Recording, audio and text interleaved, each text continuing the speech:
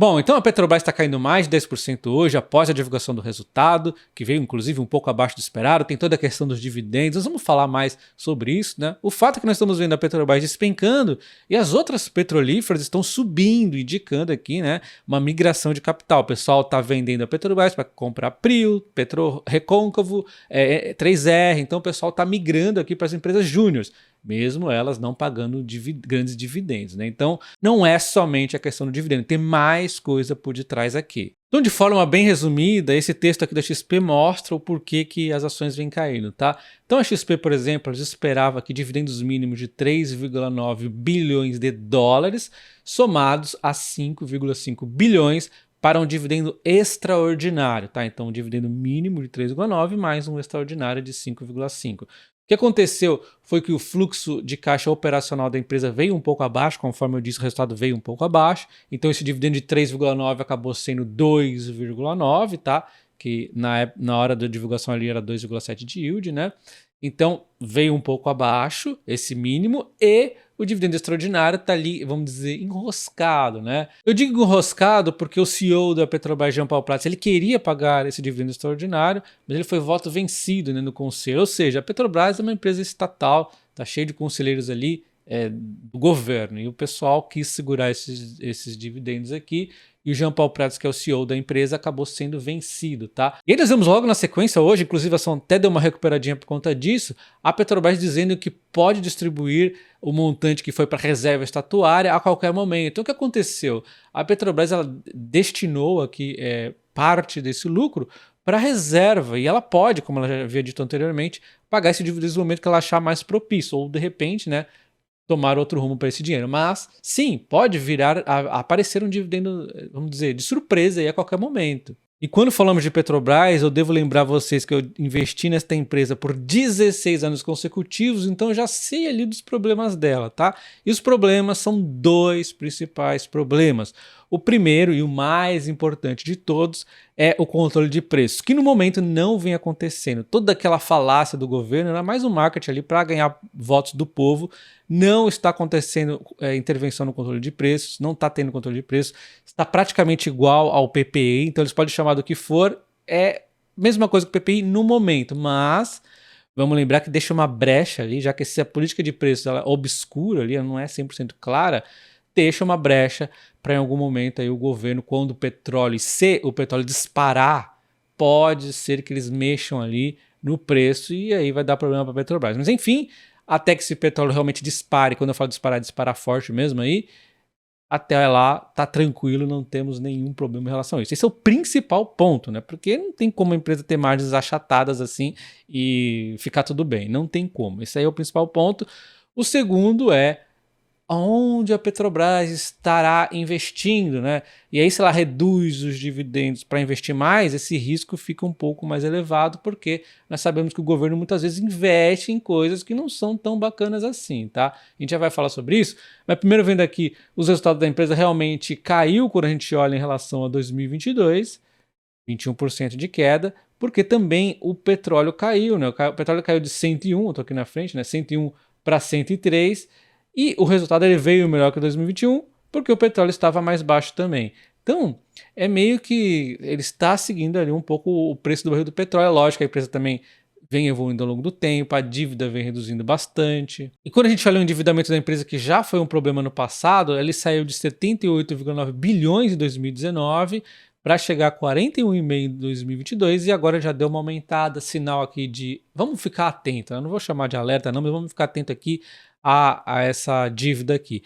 Um grande ponto é que se você voltar lá na época do governo Dilma, a dívida estava muito grande, a empresa não era muito lucrativa, teve prejuízo em boa parte do tempo, então não tem como, aquela conta não vai fechar nunca. Uma dívida altíssima e a empresa dando prejuízo porque está querendo controlar os preços. Isso ficou no passado, mas a gente tem que ver onde a empresa está investindo. E quando a gente fala de investimentos da Petrobras, é importante que a Petrobras invista no que é mais rentável para ela, que é o pré-sal. Olha só aqui, esse gráfico a própria empresa nos mostra. O retorno para a sociedade. Ela retorna aqui dividendos para o controlador, ela retorna participações governamentais e ela retorna aqui em tributos pagos. Então obviamente, todos esses números aqui, ela vai pagar mais dividendo, ela vai ter mais tributo, ela vai ter mais resultados para o governo quando ela tem lucros maiores. O que faz a bendita da Petrobras ter lucros maiores? Investir no pré-sal, que é onde ela tem o melhor retorno. Ponto final, acabou aqui a discussão. Ai, que a refinaria, o Brasil, não sei o que. Esquece, se ela é mais lucrativa investindo no pré-sal, que continue investindo no pré-sal. É como se eu aqui, youtuber, meu core business é fazer vídeo, né, vamos assim dizer, e comentar sobre as empresas. Faz sentido eu me incomodar tanto com os preços do microfone ao ponto de eu começar a abrir uma fábrica de construção de microfone para não gastar com microfone? Não faz sentido. Eu tenho que focar no que é o meu core business. E aí, eu fazendo o meu core business ter mais lucro, né, eu vou lá e compro o melhor microfone que eu achar ali do momento, tá? Então, assim, não sei como é que as pessoas não entendem isso que é tão nítido, tá?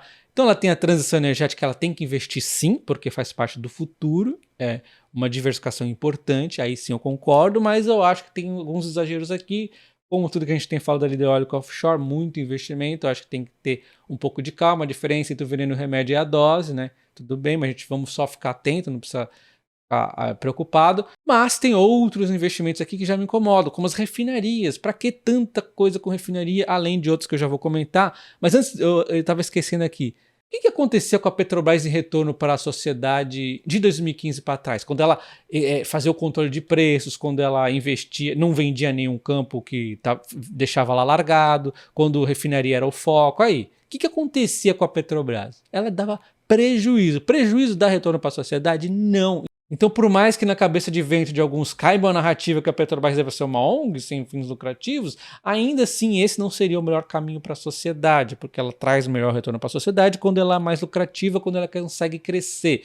Então é por isso que eu também não critico exatamente o investimento, e sim aonde ela está investindo, tá? É muito importante que se tenha isso em mente. Aonde ela está investindo, refinarias eu não concordo, sem contar adicionais problemas de corrupção, nem estou entrando nisso no mérito, mesmo que não haja corrupção, ainda assim temos ali uma margem menor do que no pré-sal. Ponto. Falando de outros investimentos, a narrativa acaba acontecendo muitas vezes parecida com as refinarias. A empresa aqui ela vem focando então em produtos petroquímicos e fertilizantes. Produtos petroquímicos, ela pode até eventualmente acabar comprando a Braskem ali, não sei. A gente tem que avaliar caso a caso, tá? O grande problema aqui que está acontecendo agora é o caso de fertilizantes. Ela está tomando investimentos que são extremamente preocupantes. Então, olha só, lembra que eu trouxe um vídeo para vocês na época falando que o TCU via indício de prejuízo de 500 milhões num contrato que a Petrobras fez ali com a Unigel, um contrato tooling que não fazia sentido para a empresa. Eles fizeram ali os cálculos que era prejuízo na certa e poderia ser pior o prejuízo. Então aqui já tem um investimento preocupante. A Unigel, ela, cara, não está sendo lucrativo ela fazer fertilizantes. Essa que é a verdade. Não adianta insistir em algo que não é lucrativo. E a Unigel acabou ontem aí falando que voltou a parar as fábricas arrendadas pela Petrobras. Agora qual que é a pressão? A pressão é que o gás natural está caro. O gás natural. Agora a Petrobras, além de fazer um contrato que teoricamente o TCU que está falando não sou eu, não é lucrativo para ela, dá prejuízo, ainda tem que ficar ajudando aqui no gás, tá? Olha só, aí a gente vê o governo defendendo que a Petrobras reduza o preço do gás natural para a produção de fertilizantes. Cara, se não é lucrativo produzir fertilizantes, que não produza o bendito do fertilizantes. O Brasil não nasceu para isso. O Brasil tem tanta coisa que ele tem uma vantagem. Vocês vinham falando aqui, isso não tem nada a ver com a Petrobras, vocês vinham falando insistentemente, né, de investir em empresas que têm um diferencial competitivo, que são irreplicáveis. Cara, eu não entendo de fertilizantes, mas se nós estamos vendo aqui que fertilizantes não é algo fácil para o Brasil estar investindo, não é lucrativo, para que raio a gente vai investir nessa desgraça? Ou de repente essa empresa também não é boa, não sei. O fato é que não está sendo lucrativo investir em fertilizantes aqui no Brasil. Deixa para outros países fazer isso. Bom, então o Brasil ele importa 85% dos fertilizantes nitrogenados, é muita coisa. E aí o Brasil precisa mensurar. Brasil, não estou falando Petrobras, o Brasil precisa mensurar. Caramba, será que é melhor investir nesse negócio de fertilizante para a gente não precisar importar tanto? Ou será que é melhor a gente investir, de repente, em outra coisa aqui, ó, que a gente é muito mais lucrativo, e de repente a gente pode até comercializar de forma justa com esse país que a gente está importando fertilizante. Olha que bacana aqui, né? Faz uma jogadinha mais lucrativo. Mas isso aqui é questão do Brasil. Agora, você querer passar esse problema para a Petrobras, ó, Petrobras, diminuir o gasto porque a gente quer. Pô, não faz sentido nenhum. Não faz sentido nenhum. Isso aqui é uma forma de ferrar a Petrobras aos poucos. Eu estou dando um exemplo aqui.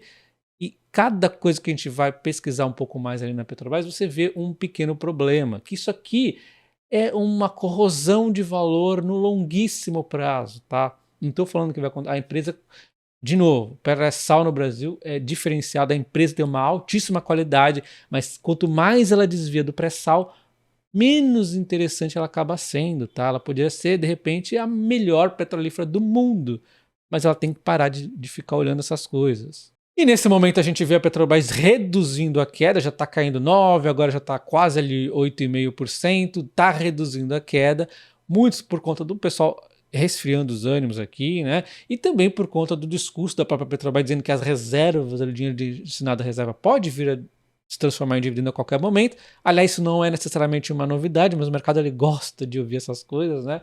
E quando a gente vê as ADRs também caindo a mesma coisa aqui, só que observa só o comportamento das ADRs. Elas chegaram a cair aqui cerca de 14,5% depois ali do resultado.